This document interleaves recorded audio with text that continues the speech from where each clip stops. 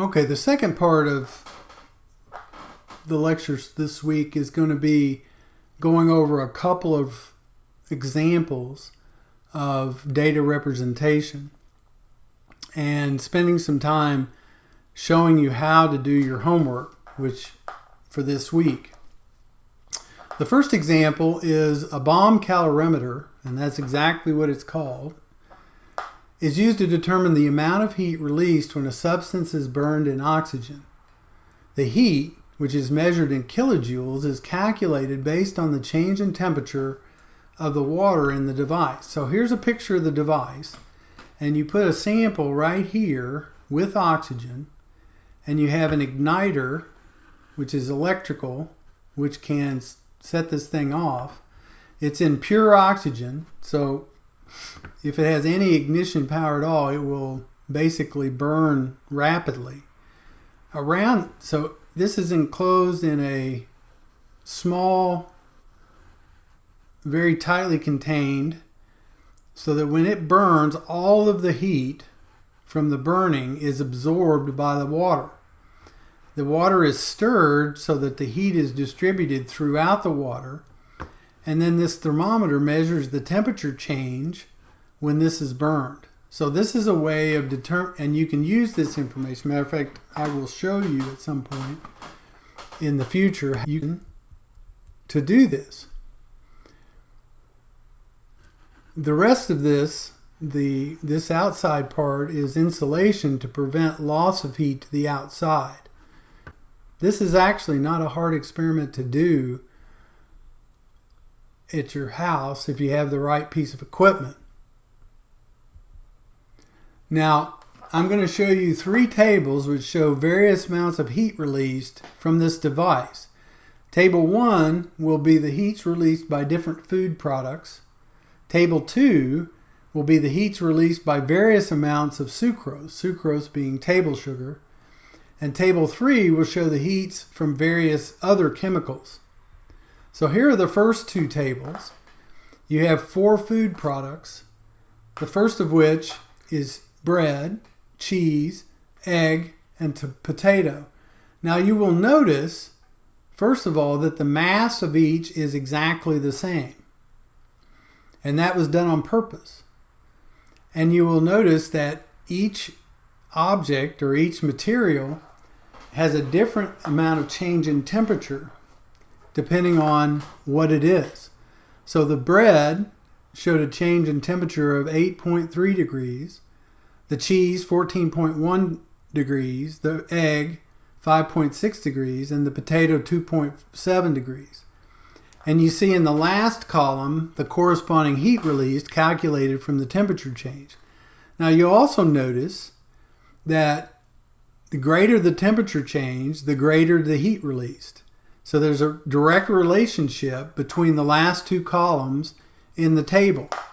The more the temperature change, and it makes sense that the more heat you produce by burning bread, say, the temperature will go up more than if you burn a same amount of egg.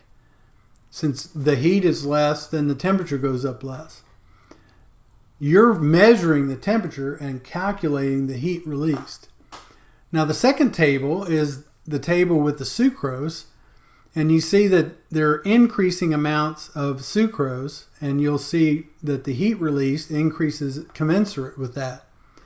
Something else you might notice is look at 0.5, then 1, then 2, then 4. In each of those cases, you're doubling the previous value. So 0.5 times 2 is 1, 1 times 2 is 2, 2 times 2 is 4. And also notice that the heat released is also doubled. 8 times 2 is 16, 16 times 2 is 32, 32 times 2 is 64. And so what you see here is a direct relationship and a correlation between the amount of sucrose and the heat release, but not just a random correlation.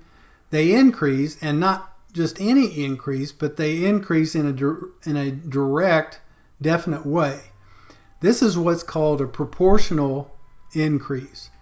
This is because one increases and the other increases, it's called a direct proportional increase. If, on the other hand, one increased and the other decreased, that would be called indirect and proportional. So this is a direct and proportional relationship between these two values. And then this last table, table 3, shows 4 different substances, their molecular formula, which is their chemical formula. You'll notice again the mass of each is held constant at 0.5, and that each is associated with a different amount of heat release. You'll also notice that from top to bottom there is an increase, but the increase is not in any way related one to the other. One is not double the other. And you may ask yourself the question, is there any relationship between the formula and the amount of heat released? You might think in terms of the two alcohols, methanol and ethanol, and those are the first two.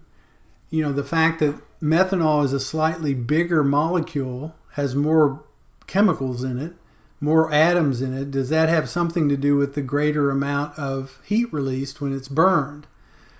The bottom two is a little bit more difficult because their formulas are not directly related, but octane has more atoms in it, so maybe also the increase in heat may be related to the number of atoms. These are all things that you can get just by looking at these two tables before you ever answer a question about the table. So let's answer some questions. According to tables 1 and 2, as the mass of sucrose increases, the change in water temperature was most likely. Now let's go back. Now it gives you heat released. It doesn't give you temperature, but from the first table you know that the more the heat released, the greater the temperature change. And so when you increase the sucrose, since the heat released is increased, the temperature should also be increased. And so the answer here would be increase only, because as you increase the mass, you're going to increase the temperature. And indeed, that's the answer. You increase the mass, you increase the temperature. The second question, which of the following graphs best illustrates the relationship between heat released and water temperature? Now, we've already talked about that. We said that as the temperature, or as the heat release goes up, or as the temperature goes up, the heat release goes up. As the heat release goes up, the temperature goes up. And this graph here shows that very thing. As the temperature goes up, the heat release goes up, or vice versa. This is the way a direct proportion, a linear direct proportion, that is, when you double one, you double the other. That's the way it looks. This one is the opposite. This is a indirect proportion and is also linear. This is a indirect proportion but is not linear. And this is just something I threw in to fill in the question. So the right answer is this graph. This graph is most consistent. If you were to draw a graph relating these two, this would be the correct drawing. Based on the data in Table 2, can one conclude when the mass of sucrose is decreased by half, the amount of heat released? Okay, I showed it the opposite way. I said as you double the amount of sucrose, you double the heat release. This is asking it in the backwards way, but it's the same idea. If you decrease the sucrose by half, you're going to decrease the heat released by half. If you don't see that, go back and look at the table again. You'll see that when you go from 2 grams of sucrose to 1 gram, the amount of heat drops from 32 to 16. And so the answer is decreased by half. Which of the following lists ranks the food based on increasing order of heat released per gram? Now, if you go back to the table, and I've included sucrose here, so let's go back. Let's go back for just a second. Based on just the top table, you would list them as potato, egg, bread, and cheese. But if you include 1 gram of sucrose, you see it's 16. So it's actually the highest. So it's potato, egg, bread, cheese, and then sucrose. And I think I got the answer wrong because I think cheese and sucrose here should be reversed. So it's potato at the lowest, egg, bread, cheese, and then sucrose. Last question on this example. Based on the table in 1 and 2, if you were to burn 5 grams of potato, which of the following is the closest for the heat released? Well, let's go back to that table again. You burn 1 gram, you get 3.2. You can assume if you burn 5, you get 5 times that much. 5 times 3.2 is 16. So let's go back. And it's closest to 15. Sometimes it's not exact. The answer is given. You have to pick the one that's the closest. So that's the first example.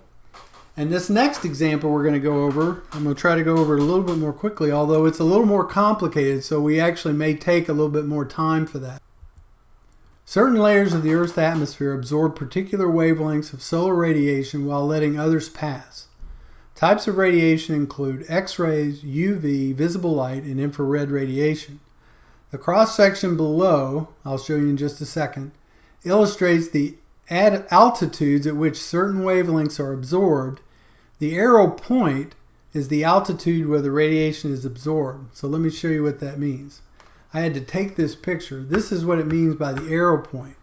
So this is X-rays. It's absorbed here in the thermosphere. Here's the thermosphere. Low wavelength UV makes it to the stratosphere.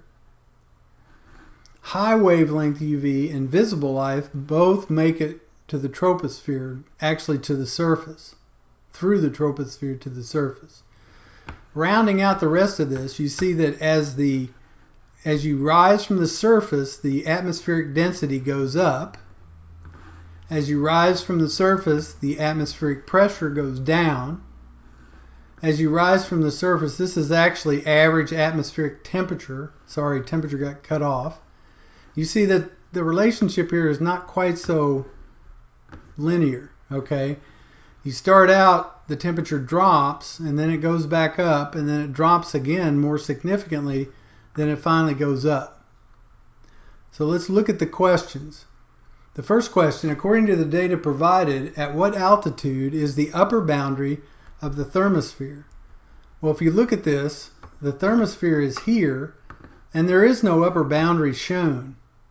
The upper boundary of the mesosphere is here, the upper boundary of the stratosphere is here, the upper boundary of the troposphere is here, but there's none shown here.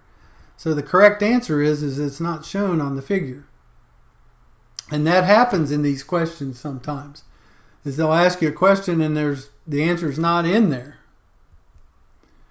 The ozone layer selectively absorbs UV radiation at 2,000 to 3,000 nanometers. Which atmospheric layer contains the ozone layer? Well, if we go back, we see 2,000 to 3,000 is this right here. So it is absorbed right here. So the ozone layer must be in the stratosphere. So we go back down and the right answer is stratosphere.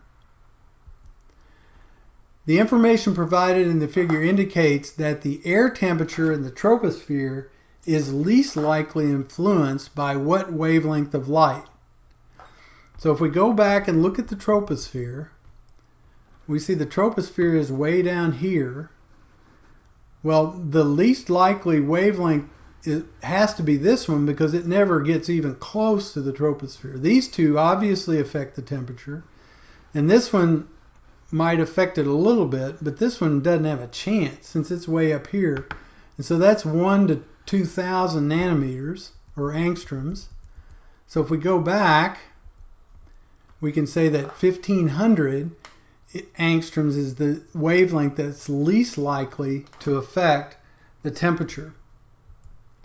On the basis of the figure provided, one would generalize that atmospheric pressure in each atmospheric layer increases with Now, atmospheric pressure, if you remember, I'm not going to go back to it, but it increases with decreasing altitude.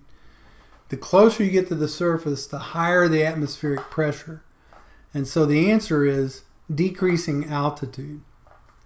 Now this last question is a little tricky because it says atmospheric boundaries are higher than usual above areas that get more direct solar radiation. So that means the boundaries shown in the diagram that I've shown you rise if there's more direct solar radiation.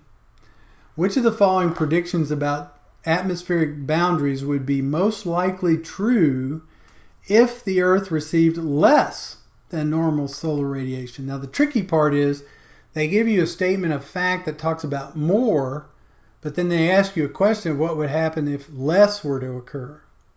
Now the atmospheric boundaries, all of them should be affected in the same amount.